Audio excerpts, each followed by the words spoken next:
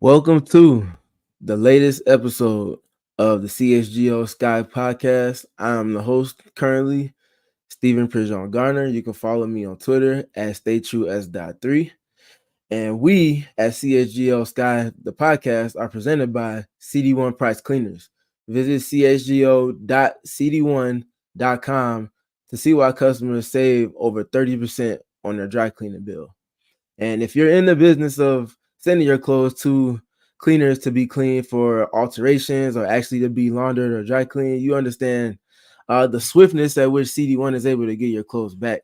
And those things matter when you're moving in this high-paced world that we're living in at the moment. So definitely check out the link, figure out with the CHGO discounts and things of that nature, that how you can just make that a little bit more productive and get more bang for your buck from the partnership by um, by just kind of helping support us. It's a win-win for us. You shake our hand, we'll shake yours.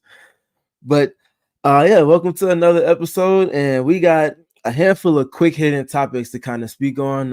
We're gonna be kind of going a little bit shorter than normal for today's episode, so it'll be a little bit more of a quick hitting fashion with the topics. But let's go ahead and start with some news. Breaking about maybe an hour and a half to 2 hours ago, and first reported by my eye from Annie Constable of the Chicago Sun-Times was that unfortunately Rebecca Garner has sustained another somewhat significant injury, and it was suffered in play with Spargerona, who she plays with overseas. And it looks like it's a torn right Achilles. And again, first reported by my eye, by Annie Constable. That's a tough break for the Chicago Sky, as though she's not officially a part of the roster at the moment. They did recently extend a qualifying offer to her, and they were in the negotiation process of trying to figure out numbers of what works, and what the parameters would be in the negotiating. And unfortunately, to see this news break this morning, is obviously a tough pill to swallow, especially for a Chicago Sky team that's really trying to find their foot and heading in a new direction. Law, you got anything you want to Yeah, add on man, that one? Steven, I honestly, I just feel really sad for Rebecca. I mean, I feel like her injury history now, like this is what, 2 years in a row, basically 2 seasons lost now. Yeah. And I know how the season started last year. I thought she was one of the best players on the team, what she added. Mm-hmm. And I mean, it's just upsetting. I mean, Achilles, that's the whole year. So Yeah. that's no good. It's yeah, And and as French Bulls TV says, so gutted for Bex. Like I agree, man. It just hurts. That one hurts. yeah, I think she quickly ingratiated herself with the fan base just by her style of play and how really captivating it is with the levels of energy she exerts over the course of an entire game when she's on the floor. And just to see her start to come back from the injury that she sustained last season with her foot and Yeah. finally start actually getting back on the court from transitioning from being in a boot the rest of the regular season last year, to finally being able to dribble and play a little bit. And she was starting to get her legs under her, started getting into the Rebecca bag that makes her such a unique talent. And then it's tough, man. I definitely have prayers out for her, hoping for her to make another full recovery and Yeah. come back and be a better version of herself. But in the meantime, she definitely has a uphill battle to climb with that. But again, she's a very persevering human being, for many different reasons, and definitely fully expect to see her back, and hopefully with the Chicago Sky as well. For sure. And I'll let you that transitions into this new direction for this guy. I mean, that adds just a whole new wrinkle for the, Yeah, Spoon and the team to figure out. that's very true. That's very true. In additional news, coming from this high volume of news this week regarding the Chicago Sky, on Tuesday, they announced that they would be adding Crystal Robinson to the coaching staff as Teresa Witherspoon starts to narrow down the candidates and ultimately start having the Sky Inc. people that she's comfortable with and people she's trustworthy in to help her and to add to that brain trust on her coaching staff. Crystal Robinson is, for people that might not know, a player that spent time going to multiple finals appearances with Teresa Witherspoon and the New York Liberty in the late 90s at the inception of the WNBA, and is a coach that has over 10 years of experience. She's won state championship as a coach on the high school circuit level in Oklahoma. And she has a litany of successes under her belt in terms of looking at her resume. But in addition to that, she also won a championship in 2018 with the Seattle Storm. So not only does she have experience in the coaching realm, she has championship level winning experience.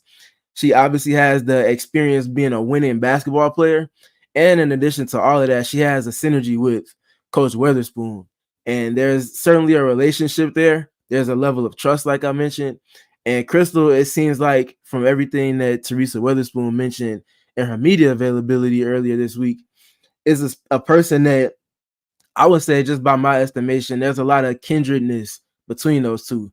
That energy that Teresa Weatherspoon brings in any room that she walks in, and she can inspire anybody to run through a wall for themselves, even before running through a wall for herself. I think Crystal Robinson is gonna have that same type of energy and bring that type of positivity, but also accountability to the Chicago Sky. And again, like we talked about with Lawrence, with this team heading in a new direction, that's going to help to fortify a lot of the things independent of the head coach and kind of have somebody else that can be another piece that's bringing a lot of those things that you need and helping steer the wheel in the right direction for this team as they trek forward into this new rendition. And in additional news, the Chicago Sky also made another trade. On Monday, news broke that they made a trade with the Los Angeles Sparks to acquire the number 8 pick in exchange, the number 8 pick in this upcoming draft, in exchange for a sign and trade with Julie Alamon, the rights to Lee Yuru, and the Chicago Sky's 2025 third-round pick.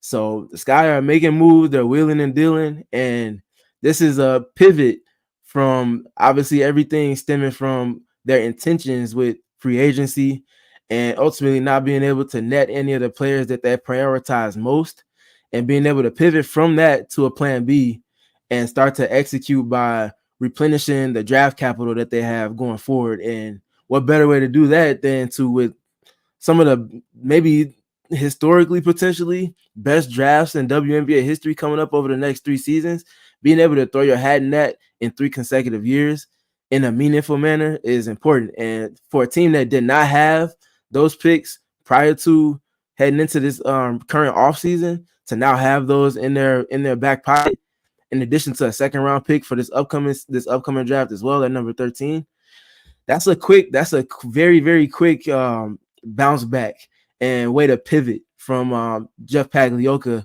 and company.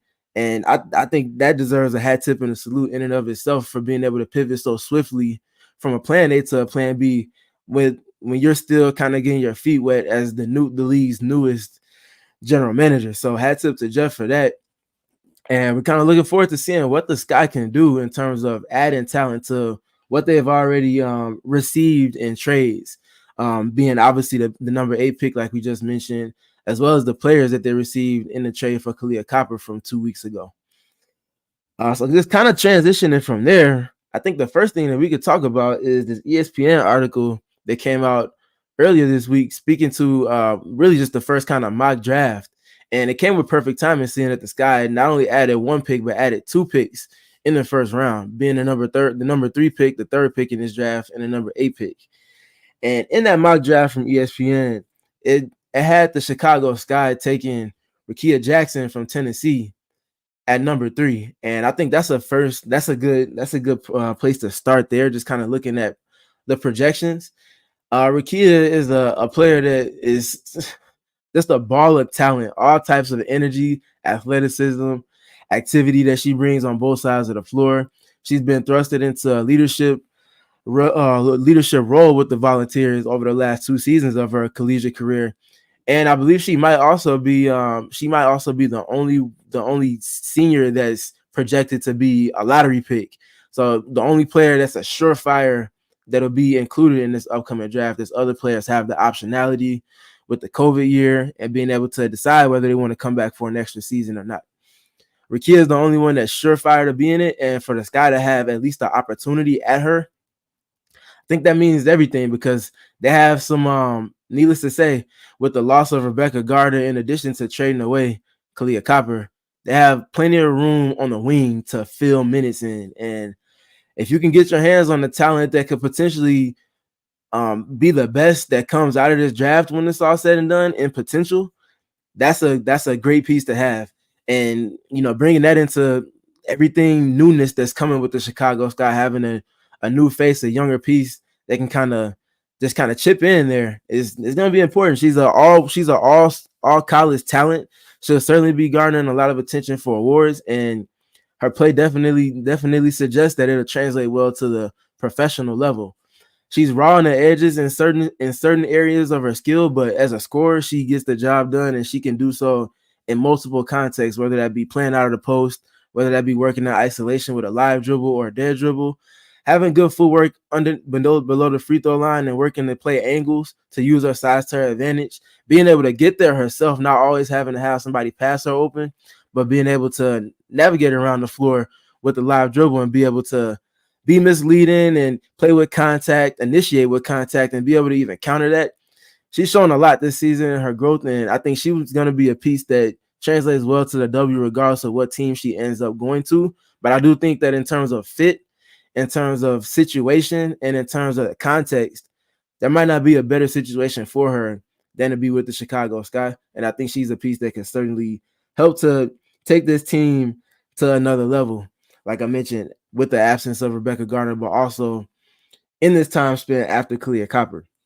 In addition to the number 3 pick with Rakia, it was also mentioned in that mock draft that with the number 8 pick, the Sky were projected to pick up Alyssa Peely, and yet another mercurial talent that's really come on this past season in her time with Utah. Peely is a player that plays with physicality, that certainly plays with a level of skill in addition to the physicality that has a unique draw to the eye. I think what stands out on film is just for a player with the physical attributes that she has. It's the skill. The skill really jumps off the screen in terms of looking at the film from Alyssa. She's really a 3-level scorer. She can get it done on all 3 levels. She can play with movement. She can obviously play from a standstill and out of the triple threat. And she can also make passes that really just, like I said, with the scoring, also pop off the screen in terms of the film. And she'll be a unique piece, seeing how, in terms of what she can potentially bring on the defensive side of the floor, how that translates to the professional level. There's definitely a lot of work to do on that end, but when you have an opportunity to add another shooter to a roster that needs the shooting, but also somebody that can not just shoot, but do a lot of other things in addition to that skill set, I think that's a gimme if she's available for the Chicago Sky with that number 8 pick. And I think both of those pieces, being a number 3 with Rakia and a number 8 with Alyssa, in projecting, will be pieces that, in terms of skill development, Teresa Weatherspoon and all of her experience doing so, Jeff Pagliocca, though he is the GM, will certainly be involved with that realm of the Chicago Sky in this rendition as well.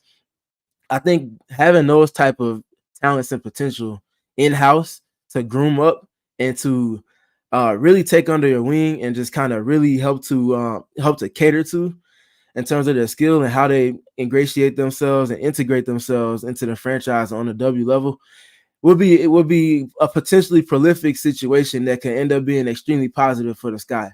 In addition to them being able to add more talent to develop and to bring into their development over the next couple of drafts as well.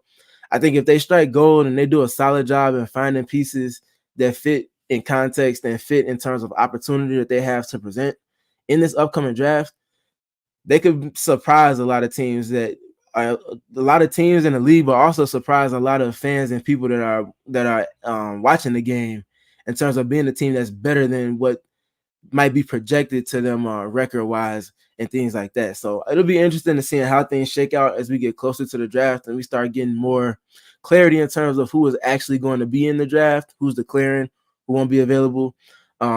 This wasn't included in the news tab, but I think anybody that's listening to this podcast saw that Paige Beckers announced over the weekend that she will be returning for another year at UConn, which I was going to ask you about that. Yeah, for sure, which is definitely doesn't really come as a surprise. Coming off of the ACL injury that she sustained last season, she's starting to find her legs again, and she's really starting to look like the Paige that literally grabbed everybody's attention by the throat. Yeah. And really made her this mercurial talent on the collegiate level. Law, you had anything you want to add? Remember when she was like projected to be like the number 1 overall, a couple years ago? Yeah. That talent hasn't gone anywhere. She just had to work her way back to it after the injury.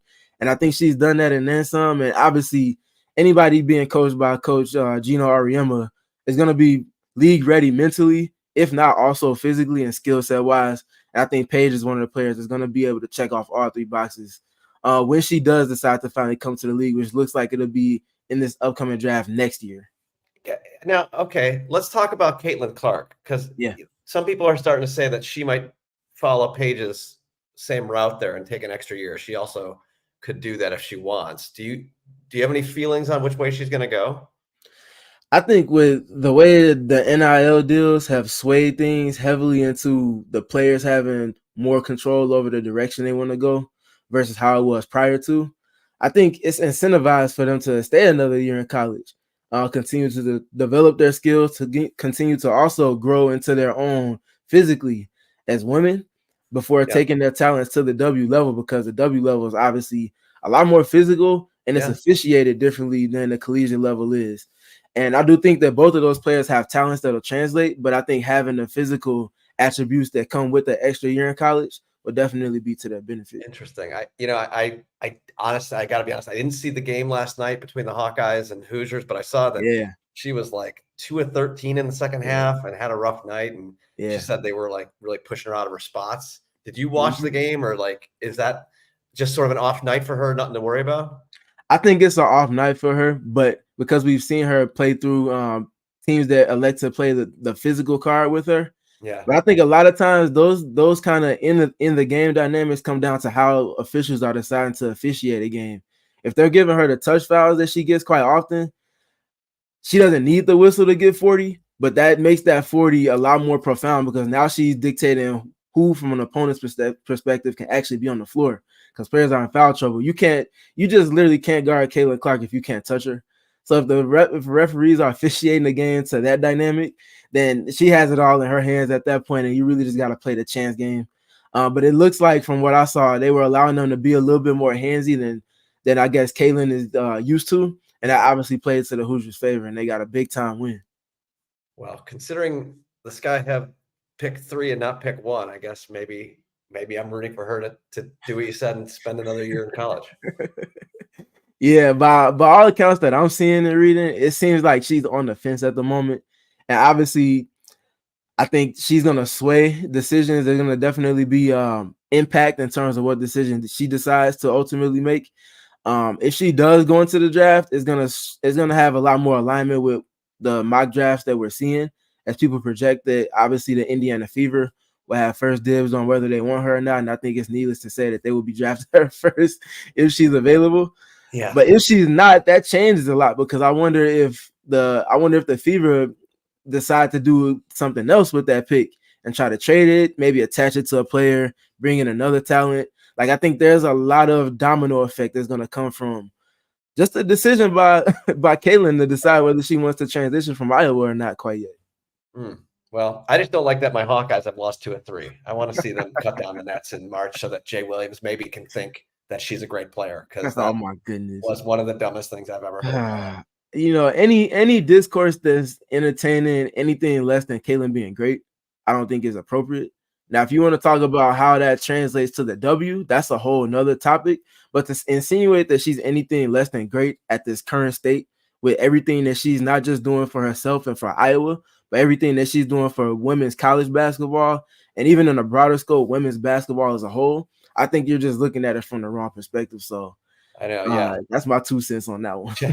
Jay, I don't like Jay Williams. I don't like that comment, but she's selling out arenas. She's making new fans every time she goes out there, and she's drawing eyes to women's basketball that have never been intrigued by the women's game for whatever reason.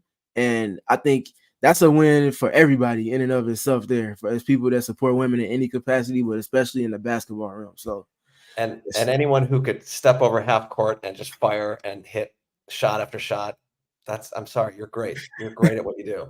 Yes, I would say so too. And I I wouldn't say that she's the Steph Curry of women's basketball at all. I would say she's the Caitlin Clark of women's basketball. Yeah. She can be her own player. She doesn't have to be somebody that's preceded her on the men's side or the women's side. And I think the way she's changing the game, she's being just that. So shout out to Caitlin. Everybody's looking forward to the decision that she's ultimately going to make in the coming weeks or so. With the March Madness being literally right around the corner at this point, it's crazy to even be saying that right now, the way that this year, since the calendar turned, is moving, the pace is moving at. But yeah, we'll be finding out more news from the CHGO Sky on the draft front moving forward, as well as with the decision coming from Caitlin Clark.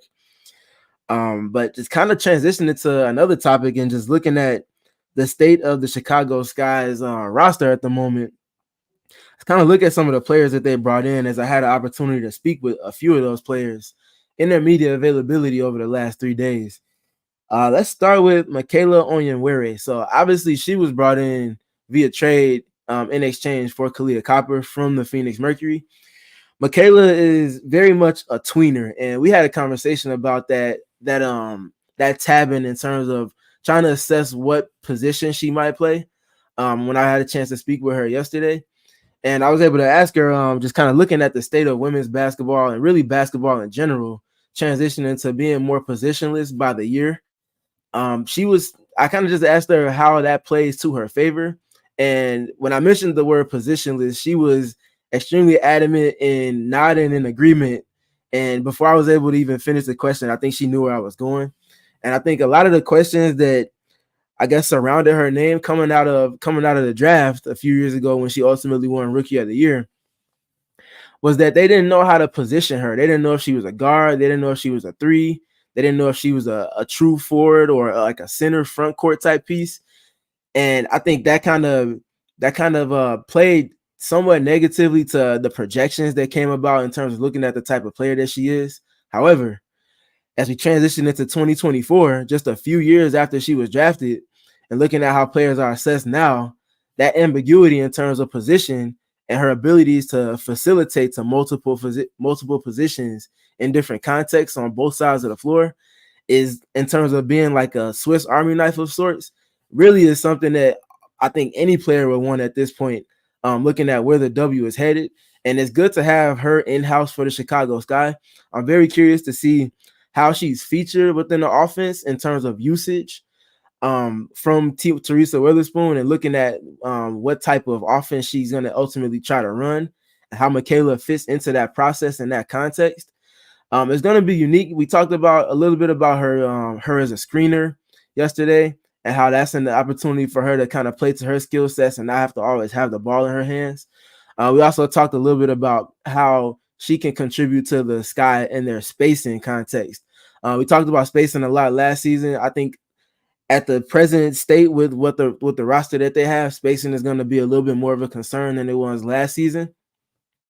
But figuring out how to use pieces like Michaela within that context that aren't necessarily known as the best shooters, though she was also adamant yesterday, mentioning to me that she's been working on her three-point shot and trying to add that more to her bag as a steady diet to her scoring dynamic.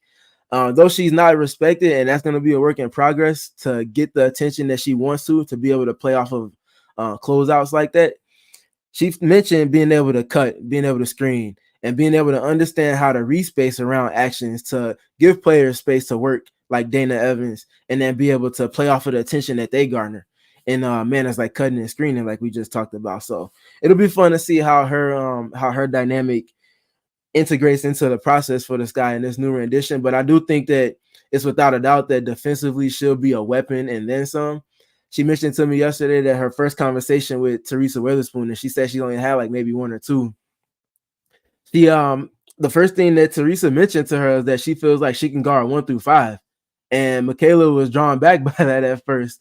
But then as Teresa started to infuse that aforementioned positivity that will make anybody want to run through a brick wall for her, Michaela started to understand where she was coming from and saw how her skill sets could kind of lend itself to being in alignment with the role that Teresa ultimately can see her playing on the defensive side of the floor. And that's, again, just being that Swiss Army knife that could go from guarding, if they're playing the aces, she could guard Chelsea Gray on a possession. She could guard Kelsey Plum on a possession.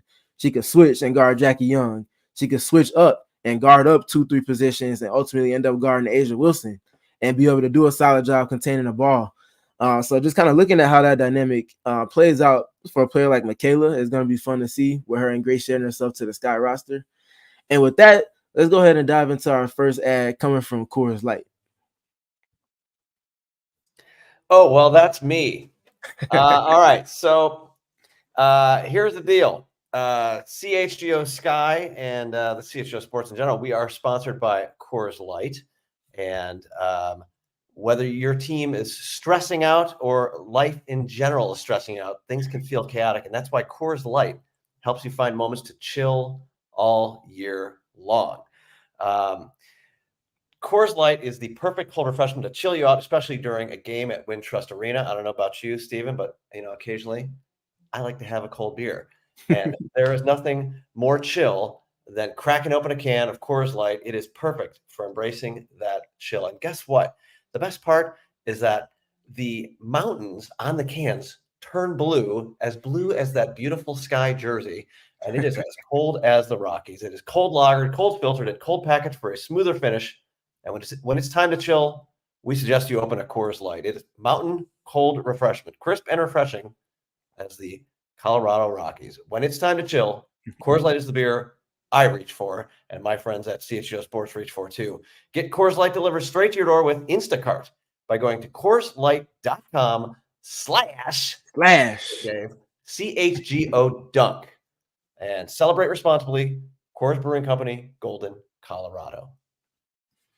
For sure. How about that? I did an ad read. That was dope. Shout out quick draw law. But kind of transitioning back to the state of the Sky roster. In addition to a player that was also added in a trade for Kahleah Copper was Brianna Turner. And Brianna Turner is a player that the Chicago Sky went up against in that I don't even know, that magical 2021 championship run against all the odds. Brianna Turner was a player that has spent a lot of time under the tutelage to an extent of Brittany Griner. Also been able to just soak up all of the basketball acumen and any type of insights and advice in terms of skills, how to play the game on the defensive side of the ball as a front court piece that's versatile. She soaked up all of that over the course of her last couple of years of her career. And I think the Sky, a team that needed more rim protection and versatility within that rim protection behind Elizabeth Williams, they were able to tab that in the trade for Kahleah Copper. So being able to add that size to come off the bench potentially, or to even sometimes potentially play with Elizabeth Williams as well as Isabel Harrison, it's gonna be fun to see Brianna Turner with a defensive-minded coach, the likes of Teresa Witherspoon, be featured on the defensive side of the floor. Like I mentioned, she has a lot of versatility. She has very good feet for a front court piece, and she's also great with her anticipatory skill. She's one of the few players across the W that's averaged north of 1 block and 1 steal, so that would be 2 stocks over the last 2 seasons, and she's done that multiple times past the past 2 seasons over the course of her career. Now she has some of her weaknesses come from the offensive side of the ball, where spacing again becomes a little bit of an issue, though she's obviously working to that and has grown in that specific skill. But she's able to do a solid job setting screens. She has some roll gravity, and she also has the height to present a handful of depths in vertical spacing, being able to make those passes over the top of a guard that might be making a rotation from having the helper defensively when somebody like, let's say, Marina Mabry is coming off of a screen, and whoever it is that's guarding Brianna Turner has the help over to guard her initially.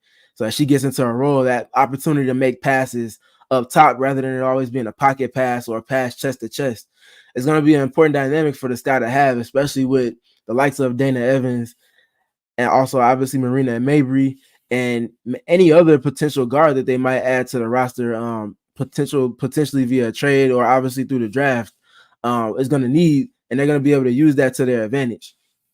I think Brianna Turner is also a player that matches character-wise to everything that the Chicago Sky are trying to do and trying to add to this new rendition.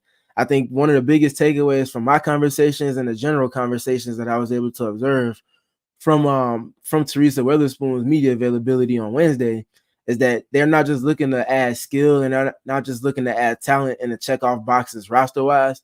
They're looking for high character pieces that align with everything mentally that they're trying to take steps towards in terms of facilitating to the roster that they have.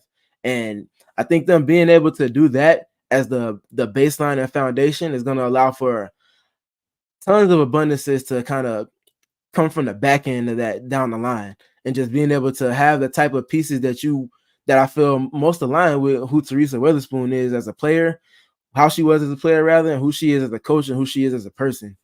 So just kind of looking at those inner dynamics in terms of the pieces that they're adding to the roster is important. And I think it's good to see that they facilitated to the roster in that manner.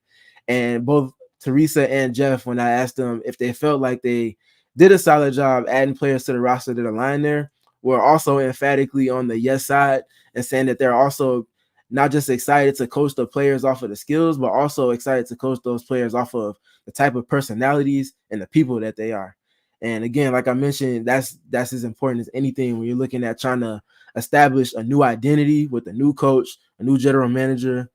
The franchise face and most of the players that were on that 2021 roster are now gone. And, just kind of looking at all of the newness, having things that align with where you are in terms of your philosophies and who you are as a person is important. After Brianna Turner and Michaela Onyenwere, the Sky also, though this wasn't via trade, they were able to add a piece that spent time with Brianna Turner and also was with the Chicago Sky on the 2021 roster. And that's one of the fan favorites, a legend in the basketball realm from Chicago basketball, not from Chicago. But she might as well be. She's the adopted child in a sense for just the personality and all the energy that she brings. And that's Diamond DeShields, the one and only Diamond. Now, the context in which she's being brought in has rather swiftly shifted from what she may have initially been looking at in terms of teaming back up with Kahleah Copper in the Chicago Sky uniform.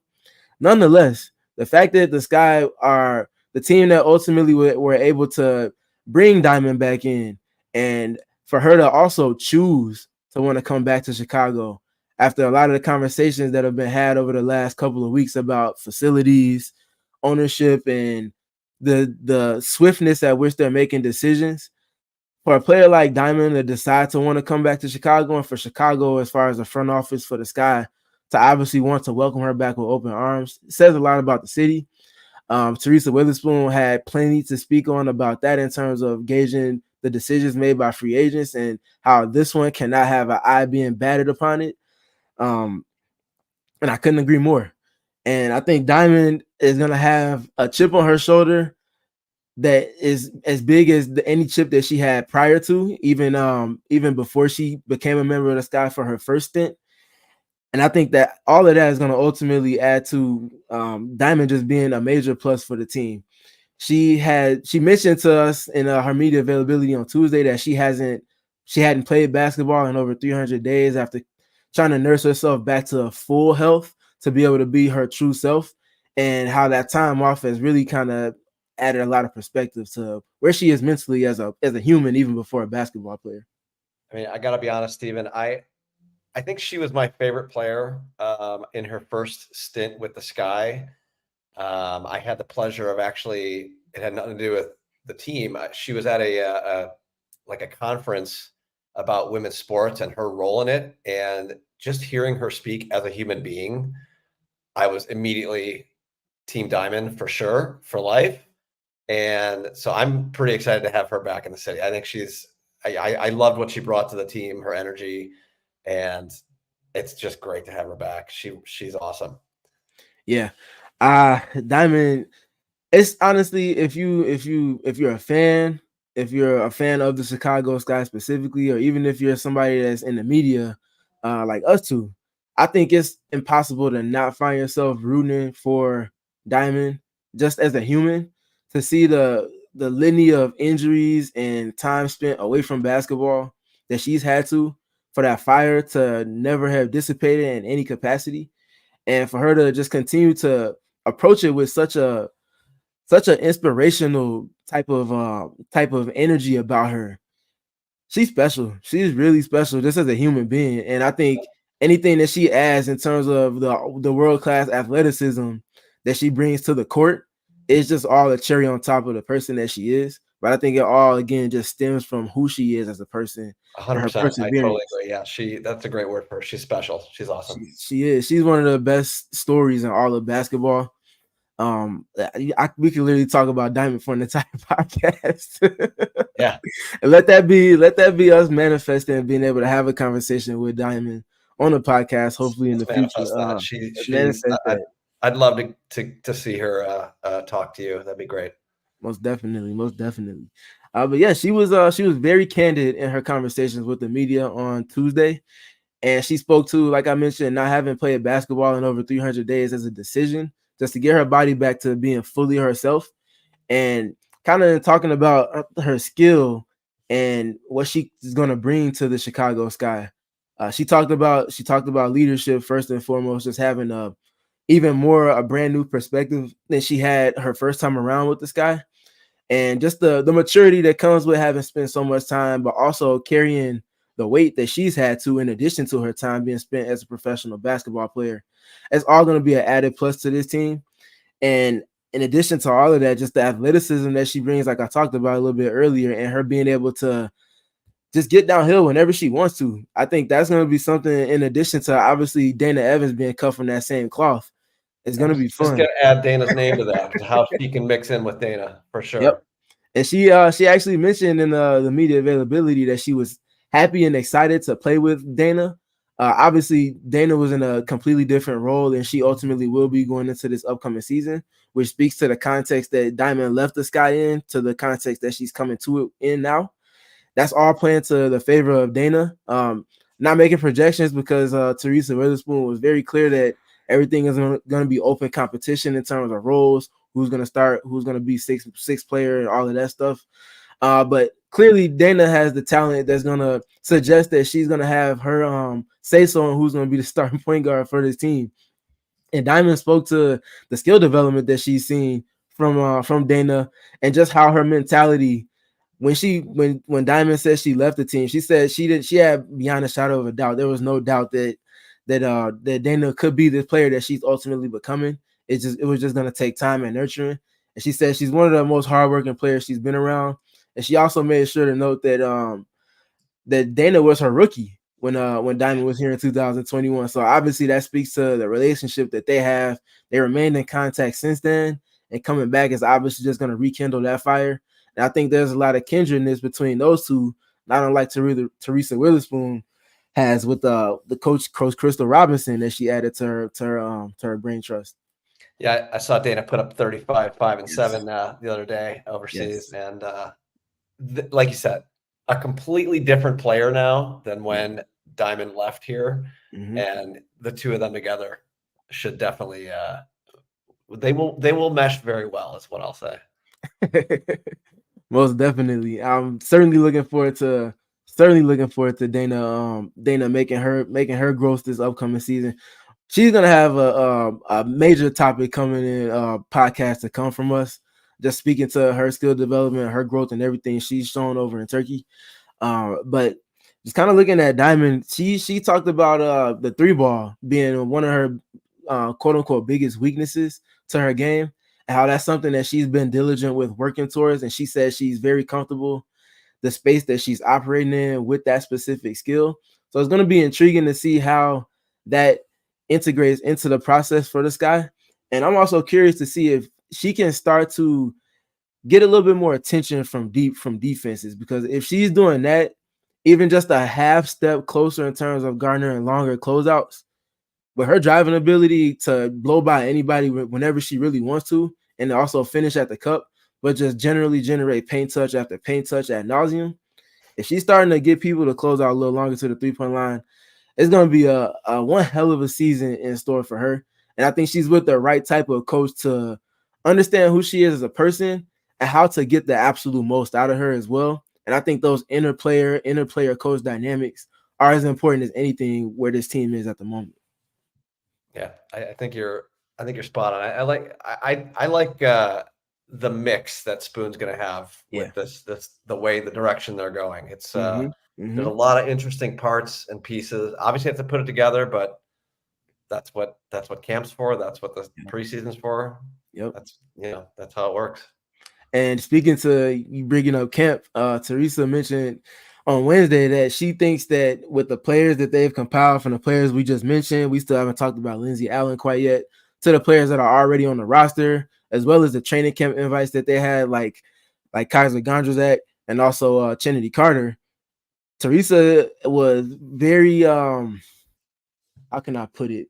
She was very sure. She was very sure that they would have one of the most competitive training camps in all of the WNBA, and that regardless of the results that come from that, will be something to kind of trampoline and springboard the team going into preseason and ultimately going into the season as a whole, for something for them to build off of. And it's definitely going to be a timestamp in terms of looking at this team's progression from where they start in training camp to where they ultimately end up at the end of the regular season, whether that be surprising people and being a playoff team, or whether that be a team that kind of comes up just short of that. But I think they'll be proud of the product that they provide based off of pieces that they brought in-house and everything that's going to kind of permeate from those many different fiery type of personalities, all of which, like I mentioned a few minutes ago, align with the type of player, the type of coach, and the type of person that Teresa Witherspoon, but also Jeff Pagliocca are. So just seeing how the tides kind of turn and take a little bit of a shift in how the Sky are perceived and the type of product that they're putting out on the floor and the manners in which they go about that is going to be fun to gauge. And before we kind of get into the Lindsey Allen conversation, let's just kind of get to a couple of the comments. We've had a lot of conversation going on in the comment section. Let's start. There was one that I saw. Let's start with let's go with John Hosey. I hope I pronounced your name correctly.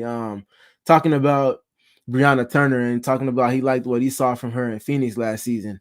Brianna definitely was she had a unique experience with the Mercury. She had obviously the 2021 season, which the Chicago Sky obviously had the most I guess surprising to many route to the championship, but also the team that they went against was just one seed ahead of them and had to win as many games as the Sky did to end that season, and ultimately had equally as hard of a route to get to the championship round as the Sky did in 2021. And seeing both of those teams ultimately end up there and having seen Brianna Turner play an integral piece in how that roster was ultimately able to take all of the injuries that they had in the regular season, finally get healthy and make that championship run, ultimately coming up short to the Sky. That's a lot of experience that comes with that. But in addition to that, and past just that season, ultimately having a 2022 season where they came up short of their goals and trying to get back to the championship round, and ultimately going out in the first round, I believe, in 2022. And then last season, not making the playoffs at all. And all of the injury history that came with that, all of the off-the-court stuff with the Skylar Diggins-Smith situation and one of their best players not being around, to even the whole Brittany Griner situation and how she wasn't with the team and all of the impacts mentally that they had on the players that were not just her teammates, but also her sisters, and trying to balance the concern and all of the emotion that comes with that, with also being able to play basketball and tend to your craft. Tough. And she spoke to all of those things with the media and just talked about how she can take all of those things and just be present and understand the significance of the presence and be able to apply that in a leadership role based off of the experiences that she's compiled with the Chicago Sky roster. So I'm definitely excited to see what Breezy Turner can bring to the team, and it's going to be exciting to see her learn from, but also add to the skill set that Elizabeth Williams already brings in rim protection and athleticism, being a solid screener and rolling, being able to do some things off of the short roll and all of that fun stuff. There's one more comment that I wanted to get to. Yes, French Bulls TV. Shout out to French Bulls TV. The first comment of his that I want to speak to is having 3 of the top 13 picks in this draft after all the assets we lost last year in the Mabry trade is huge. And yes, I want to highlight that because I feel like for all of the attention that the Sky is striking out on the free agents that they prioritize in terms of trying to bring them in house. For all the attention that got and them striking out in that, I think equally as much attention has to be paid to, and a hat tip has to be given to Jeff Pagliocca for being able to navigate those waters and ultimately deciding, okay, we're not going to be able to have the roster to facilitate to Kahleah Copper, but also what we can do to rebound and bounce back from that, rather than licking the wounds and kind of sticking in the mud, finding a way to navigate out of that and optimize the current situation that you're in. Again, all with still getting his feet wet as a GM in the league is that is impressive. That's very impressive. And I think it's gonna be a big time timestamp moment in terms of looking at where this team was when he came in as a free agent, the things that transpired early on, and how he was able to rebound. I think having a clear and concise plan, because you're not able to just do that so swiftly as he's done over the last 2 weeks, you're not going to be able to do that without it actually being a part of your plan. And I think that they had a very elaborate method at which they wanted to go about doing these things, and I think they've executed upon that well. So shout out to the new Chicago Sky decision makers for that. And the other comment I wanted to look at from French Bulls TV, they mentioned, is it weird to have a basketball team in Chicago that can pick a direction and move according to plan? Oh man. The answer is no, because the Sky have shown that they have decision makers, whether that be the old regime or the present one, that understand how to decide on where they decide they want to go and be able to map out a plan to execute upon that. But looking at the rest of Chicago sports teams, not just basketball, but the sports teams, yes, that's definitely weird. Yeah. For sure. It's nice to have a leadership group that has a direction and makes it happen, like, meanwhile, like you said, some of the other teams, I don't know, the Cubs have talked about Cody Bellinger for like 140 days now, but yeah, Tell me it's about now it. spring training and he's still not here. If you're going to sign him, why are we signing him? The Exactly. Bulls just got blown out, of course, last night in their return from the break. But they're remaining competitive. Come on, man. Come on, man. So yeah, definitely looking at the climate of Chicago sports and seeing a team that does have direction, that's definitely weird to see, but it shouldn't come as a surprise as far as how the Sky have moved of late. And then French Bulls TV also mentioned that they like where Jeff was headed in terms of being able to replenish the draft capital. And I think for Chicago Sky supporters or people like us that cover the team, it's a unique space because they haven't really been a team that's had much say-so in terms of drafts the last couple seasons. So there's a different type of excitement that comes with that. There's obviously a lot of ambiguity, and we still are not sure with the pool of players that are going to be available for the Sky to choose from when their pick ultimately comes, or picks plural ultimately comes. But it's going to be intriguing to see. It's going to be something different prior to the season starting that's going to garner our attention and create a lot of discourse as well. So we'll obviously have that all covered here with CHGO Sky, and that's going to be a fun time come April and May, heading into training camp. Definitely. Hey, I'll tell you what. Why don't you hit this Ray Chrysler Dodge Jeep and Ram ad, and then we got a couple more comments coming in, and we could a couple questions that we could get through those. For sure. Well, are you in the market for a new vehicle? If you are, then we have some great news for you. Our partner, Ray Chrysler Dodge Jeep Ram in Fox Lake, is celebrating President's Day sales event all month long. And you know what that means? That means that you'll be able to shop presidentially in savings on their wide selection and inventory. For a limited time, get a 20% off MSRP on all remaining new 2022 Jeep Gladiator models with dealership discounts as well. They're the number one for new vehicle quality among midsize trucks, says JD Power. And that's not all. Shop their last call on select Dodge Challenger and Challenger models. Dodge is the most powerful muscle car brand, so you don't want to miss out on their last call with over 20 Dodge vehicles left to choose from. At Ray CDJR, you'll always be able to shop in one of Chicagoland's largest inventories and drive home with more money in your pocket than you'd expect, thanks to Ray's promise price. You don't want to miss out. Shop great deals all month long and save big, because at Ray CDJR, they make buying a vehicle more affordable than ever. And actually, this is where I'm going to jump in, because that's not all. Just for listening, you can get a free oil change when you mention CHGO at the service center, or mention CHGO when you book online at RayCDJR/service. But you have to schedule before February 29th. That's right. You get an extra day. It is leap year, so you get that extra day. So if you're in a market for a new vehicle, then you have to check out the team at Ray Chrysler, Dodge, Jeep, and Ram, because they are the only team we recommend here at CHGO Sports. Visit them today on Route 12 in Fox Lake. It's just right up the road from me. For more information, visit Ray CDJR in Fox Lake or raycdjr.com, serving the community since 1963. Look at us. We're teaming up. I wanted to take the dish there.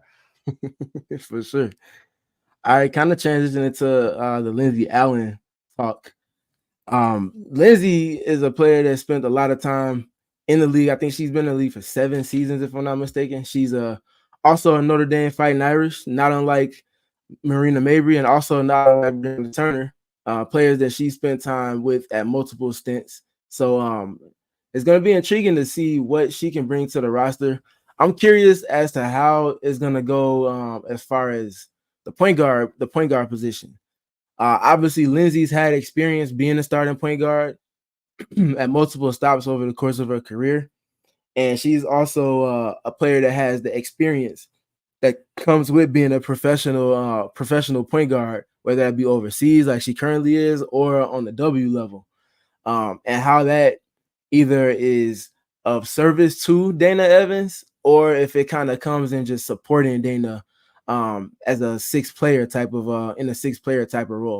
Again, Teresa Witherspoon was very clear, speaking to it being full open competition for every position, and how things are going to certainly be earned with her being at the helm of everything in terms of decision making. So it's going to be fun to see how that dynamic creates a competitive culture, actual competitive culture. I think it's important to mention that.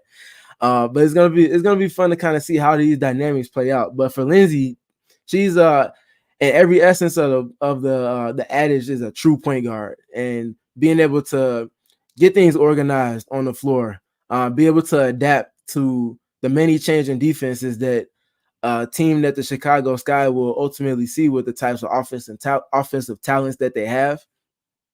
And she's also a piece that, again, has just seen everything. So things aren't going to come as a surprise to her. She understands that when she sees a certain pick and roll coverage, she's going to be able to go to these different counters, or that if she's seeing help from this specific area, she knows that with the way that the spacing is going to be for the offense, that there's going to be a player here, here, and here. And this is how they can go about quickly playing off of the advantages created by the pieces and chess that the Sky have around the board offensively. And in addition to that, she's one of the most consistent pick and roll players on production, on efficiency, and even on volume across the entire W. So seeing her bring a lot of the different dynamics that she has compiled over the course of her career and bring it into a Chicago Sky context is going to be intriguing to see.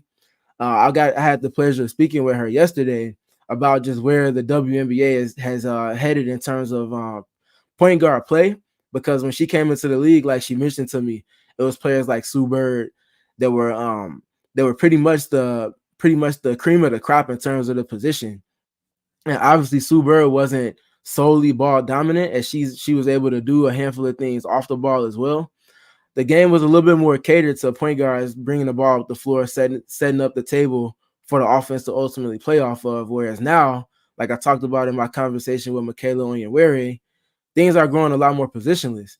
And now you're starting to see, for example, with the Chicago Sky in the 2021 championship on the championship team, and even in 2022, you see players like Candace Parker or even Emma Mieseman in 2022 bring the ball up the floor and initiate offense, or if not initiate, in terms of literally bringing the ball up the floor, that might be the person that ultimately offense is going to be ran through, and not just from the block in terms of front court pieces. They have the ball out past the 3-point line and be running offense through them with players cutting. Sometimes players even setting ball screens for them, which really just speaks to the evolution of basketball as a whole. So it's going to be intriguing to see with the perspective shared and all of the experiences that Lindsay has compiled, how she adds to everything that the Chicago Sky are doing, and ultimately what her role is going to be. I think regardless of whether she's starting, whether she's closing, or whether she's coming off the bench as a reserve, there's going to be a lot of value added in having another veteran point guard. And I think all of that, regardless of the role again, is going to play to the favor of Dana Evans, because now if you're looking at it from her perspective, she got drafted, came into the league, and who was the first player that she was kind of learning from? Legend Courtney Vandersloot. And then after spending multiple seasons practicing, watching film, talking basketball, and watching obviously in real time and having those conversations with Courtney Vandersloot, transitioning from that kind of sector of her career to transition to yet another Courtney that also has a litany of basketball experience and speaks and sees the game from a different lens than Courtney Vandersloot did. And that's in Courtney Williams. And Courtney Williams was arguably the best point guard in pick and roll play last season. She was definitely one of the higher volume pick and roll players based off of the system that James Wade started with and ultimately Emre Vadensever implemented for the team. And spearheading a lot of that attack was Courtney Williams, spending her first full season playing point guard. Dana was able to learn a whole lot from her. They ended up developing a solid relationship. And now, kind of looking after that season that she spent with Courtney Williams, you're not going to be able to see Dana learning from a point guard that plays a position even differently than Courtney Williams or Courtney Vandersloot. And that's Lindsay Allen. And I think there's, regardless of, again, the role, I think there's a ton of value that's going to come from Dana being able to practice with these players, play with these players, and just have conversations with these players about the position and their many different walks of basketball life, playing overseas, but also in the W for multiple teams. And ultimately, if Chicago decides that Dana is the point guard for the future, all of these relationships that she was going to be able to compile time with is going to play to not just her favor, but the team's favor, and it's going to make her the most optimized version of herself that she could possibly be. So I'm looking forward to just seeing the dynamics that Lindsay brings to the table, how she can bring in tangibles, and just generally how it's going to help to steer the wheel with this team as they transition into the newness of everything that's coming in 2024. The newness. I love it. Couple questions before we get out of here. Sure. Tim H put this one in asking, are the Sky done with their roster because they appear to have some decent funds under the cap? Do you have any thoughts on that? That was something that, unfortunately, with the Rebecca Garner news, has brought more clarity. I do think that they still have decisions to make. Obviously, Rebecca was on a qualifying offer, which means that they were trying to figure out the terms of an agreement, or if she was to go to another team, they would be able to facilitate a trade and bring things in return for her. But obviously, with the injury, that's not going to happen now. I don't want to speak for the team. Not sure what's going to come from that, but I do think that puts a damper on a potential trade that might have came from that if there were negotiations in the works at the moment. But they also had a qualifying offer extended to Robin Parks, who's been balling out overseas in Italy. And she's been lighting the nets on fire. And that's another piece that they could potentially bring back. And we talked about spacing being a concern and shooting being a concern for the team. She's a player that adds to that context and brings that type of dynamic off of movement from the wing position. So they're not done yet, I don't think. I think they still have some decisions to make. And who knows? At this point, maybe they might do something with one of the picks that they have based off of decisions that stem from Caitlin Clark. Maybe they might do something with that 13th overall pick that they have, which is the first and the second round for this upcoming draft. They have decisions to make. So I don't want to say they're done. I think there's some things that they can definitely kind of make moves with going forward. All right. And then John Hosey asked, which training camp invitee are you most excited to watch? That's a great question. I got two parts for that just off the top of my head.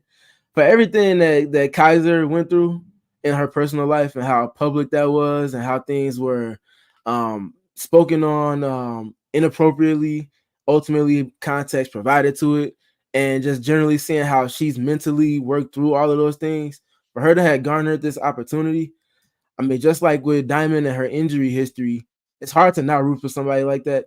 So I'm obviously excited to see Kaiser and her skill development and see how that potentially could garner her opportunity to play with the Chicago Sky this upcoming season.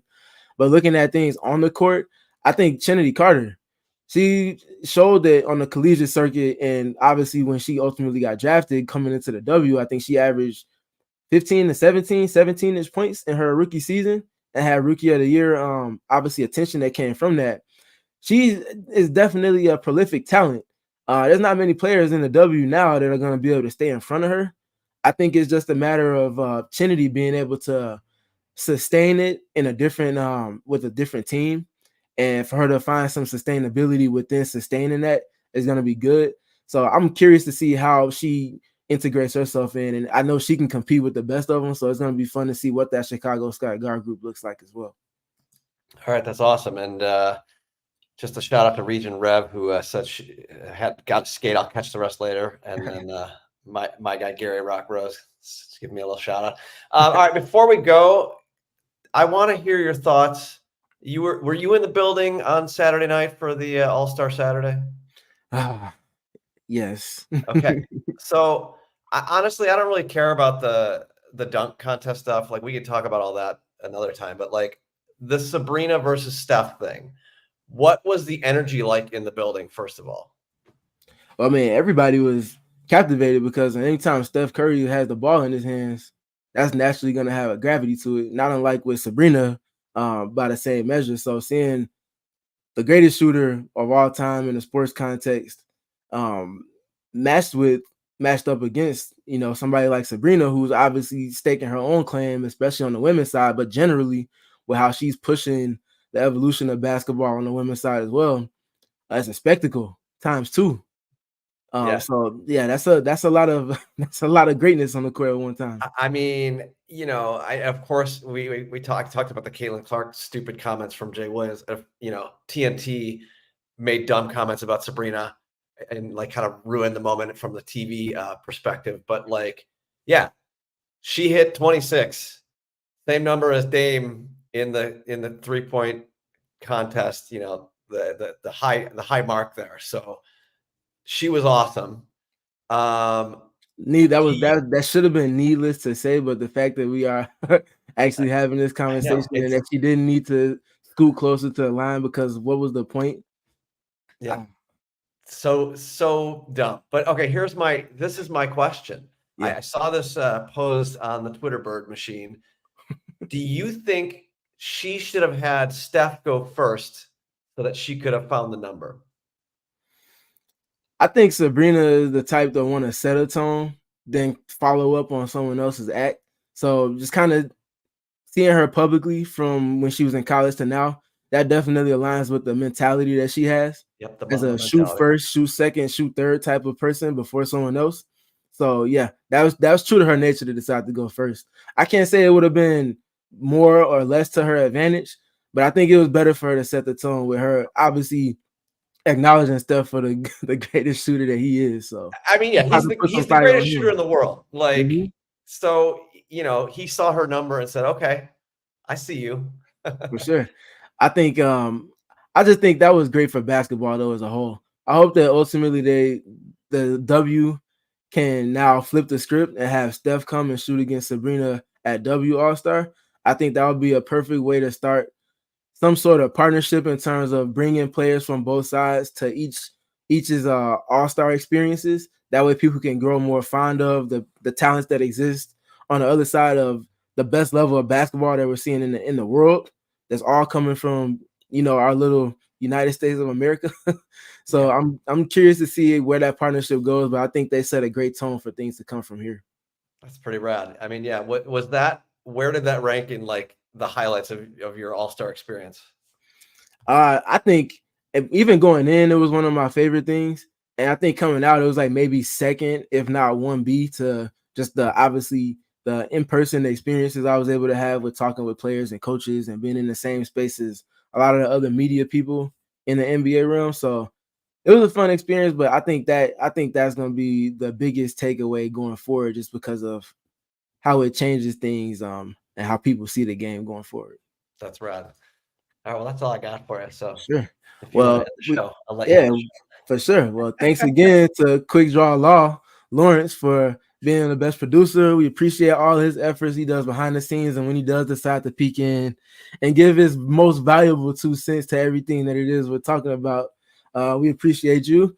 This is Steven Garner signing off from the CHGO Sky Podcast. You can follow me on Twitter at StayTrueS.3. I have plenty of work coming forward as far as speaking to the roster, stuff coming on my YouTube page, which you can also find. You can find me at. And yeah, let's keep making this space of ours a better place in terms of speaking on the great basketball that we're seeing. Y'all all be safe out there. We'll see y'all soon. Take care. We all silly like the mayor.